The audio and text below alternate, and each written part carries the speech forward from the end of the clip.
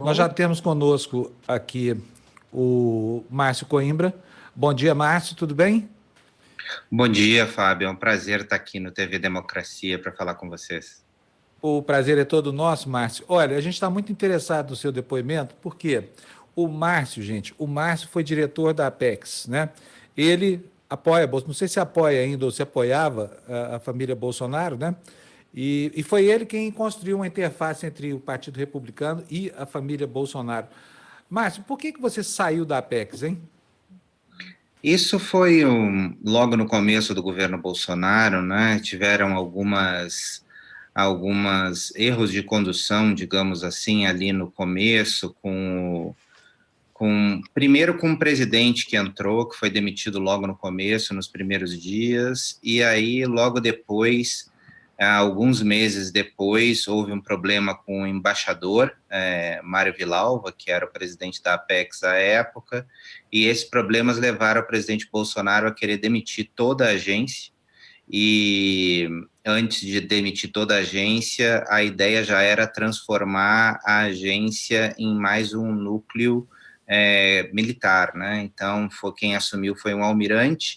E aí, quando eu senti que as coisas não estavam bem, que as coisas estavam tomando esse caminho, eu decidi aceitar o convite do senador Davi Alcolumbre e retornei ao Senado, porque eu já trabalhava com o senador Davi Alcolumbre antes de assumir a Apex. Então, eu acabei retornando ao Senado para continuar a trabalhar com o senador Davi Alcolumbre, para dirigir um dos órgãos do Senado assim que ele assumiu a presidência da casa. Márcio, me explica como é que é trabalhar num governo que faz o que fez com a Apex, né? Foram tantas trocas ali, tanta confusão, tanto passa-moleque, essa coisa toda, virou uma guerra aquela agência, né?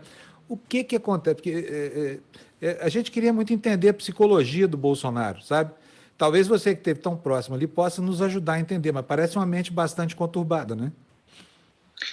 O que aconteceu ali na Apex foi uma coisa muito complicada, né? Porque eu acho que o governo ainda estava colocando os pés no chão, ainda estava se conhecendo como agia o presidente, qual era a sua forma de governar, né? E ainda aquilo ali estava um pouco confuso naquele começo. E o grande problema que a gente tem com a Apex é que a Apex ela possui um enorme orçamento, né?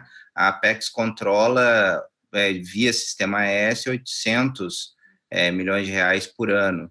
Então, isso é sempre um foco de cobiça, digamos assim, né? Altos contratos de marketing e tal. E nós começamos com a ideia realmente de limpar a agência, de resolver os problemas. Nós tínhamos, por exemplo, pessoas contratadas na Apex lá há, há anos, há muito tempo, e o TCU dizia que essas pessoas estavam irregulares, porque a Apex tinha um sistema de contratação via processo seletivo, ainda possui, e nós tínhamos pessoas no processo seletivo esperando para ser chamadas, e ao longo dos anos, né, ao longo dos governos que tiveram, nenhum governo tomou essa atitude. Então, minha primeira atitude quando eu cheguei na Apex foi cumprir com a determinação do TCU, nós afastamos 73 pessoas, e eu acho que a partir daí, Fábio, isso causou e gerou em muita gente um desgosto em relação ao que estava sendo feito. Não digo o presidente Bolsonaro, mas grupos políticos que tinham interesses dentro da Apex, eu acredito que passaram a agir contra esse impacto de gestão que a gente deu no começo, e começaram a soprar coisas, acredito, no ouvido do presidente, e a coisa começou a tomar contornos indefinidos. E também nós não sabíamos como agir nesse momento, porque também nós não sabíamos em que bases o governo ia ser formado, né? Como que o governo ia lidar com o Congresso Nacional, como que o Congresso ia criar suas alianças, como que o presidente iria governar. Então, isso tudo ainda não estava muito claro. Então, diante de todo esse imbróglio, digamos assim, aí eu resolvi sair, e a Apex foi mais um órgão que foi militarizada, né? Ela foi assumida por um almirante, vieram várias pessoas do Exército também, da ABIN, da Marinha, e hoje a Apex está na mão desses grupos, né? Virou quase que um quartel, né? Que me explica uma coisa, qual foi a influência do Olavo de Carvalho nessa disputa toda que aconteceu lá, Mário Vilalva e Companhia Limitada? Pois é, isso é curioso, porque muitas pessoas falavam que nós participávamos de um núcleo olavista, né? Por que isso acabou acontecendo? As pessoas achavam que eu, por exemplo, era de um núcleo olavista, porque, na realidade, eu fui convidado para assumir essa diretoria da Apex pelo chanceler Ernesto Araújo, né? Mas nunca houve essa influência do Olavo de Carvalho ali na Apex. Não comigo, não com as outras diretorias, nem com a presidência. O Olavo de Carvalho ele não tinha influência na Apex, ele não tinha influência nem sobre o que era decidido dentro da Apex e não indicou os membros da Apex. Como o chanceler Ernesto Araújo foi indicado, apoiado pelo Felipe Martins, que é o assessor especial da presidência, né? Como isso já tinha acontecido no passado, todo mundo acreditou que todas as pessoas que o ministro Ernesto indicasse fossem de um núcleo olavista, mas não. Eu era uma pessoa, por exemplo, que vim do Congresso Nacional, que trabalhou no passado no Partido Republicano nos Estados Unidos, com partidos conservadores europeus também, e fui exatamente escolhido porque eu tinha esse trânsito internacional que é importante para a agência também. Então, por isso que o ministro acabou me escolhendo, né? Então, isso não passou pelo Olavo de Carvalho, nenhum tipo de contato do Olavo de Carvalho. Acredito que o Olavo de Carvalho tem influência em outras áreas, né? O Felipe Martins é aluno dele, né? Eles têm uma clara ligação. No Ministério da Educação também teve a indicação do Vélez, que passou pelo Olavo de Carvalho, mas eu não acredito que no Ministério de Relações Exteriores isso tenha uma influência, digamos assim, uma influência direta, o Olavo de Carvalho decidir ou influir nas decisões ou escolha de nomes, né? Isso realmente eu não vi durante o governo. Você nunca nem foi aluno do Olavo de Carvalho?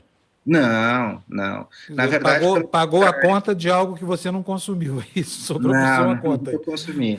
Na verdade, eu sou um liberal, né? Se eu tivesse que estar em algum núcleo, eu estaria no núcleo do Guedes, porque eu sou um dos 10 membros do Brasil que faz parte da Mont Pelerin Society, que é uma sociedade internacional formada em 1947, que tem 8 prêmios Nobel, fundada pelo Friedrich Hayek, que foi Nobel de Economia.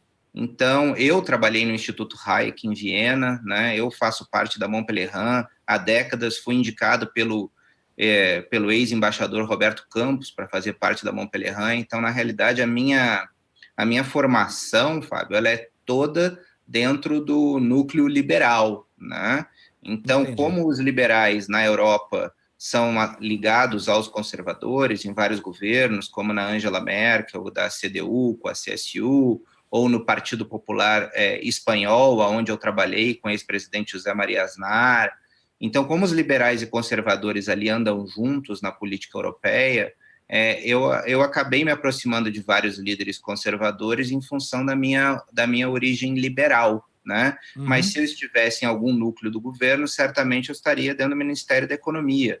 O ministro Paulo Guedes, quando me encontrou em Washington, até nós estávamos, né, no hall do hotel, ele estava dando umas entrevistas, um café da manhã, e a gente estava conversando, ele falou, felizmente nós temos um liberal na Apex, lá você vai poder nos ajudar muito. Então, acabou acontecendo de eu ir trabalhar na Apex, mas eu estou muito mais perto, digamos assim, ideologicamente do núcleo do ministro Paulo Guedes, que são dentro das políticas liberais. Por muito pouco, eu acabei não trabalhando com o Marcos Troirro, na Secretaria de Comércio Exterior. Houve um convite para mim, para eu ir para lá no início do governo, mas também houve o convite da Apex e eu acabei aceitando da Apex.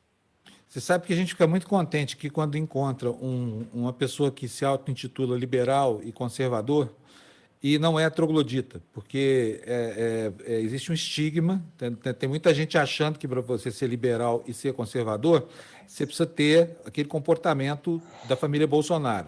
Falar mal a língua pátria, esculhambar todo mundo, essa coisa toda, e não é nada disso, né? Porque você tem um núcleo de pensamento liberal muito civilizado, aberto ao debate, democrático, porque a democracia, para os liberais genuínos, ela é um bem, né? Até porque não existe liberalismo sem democracia, né?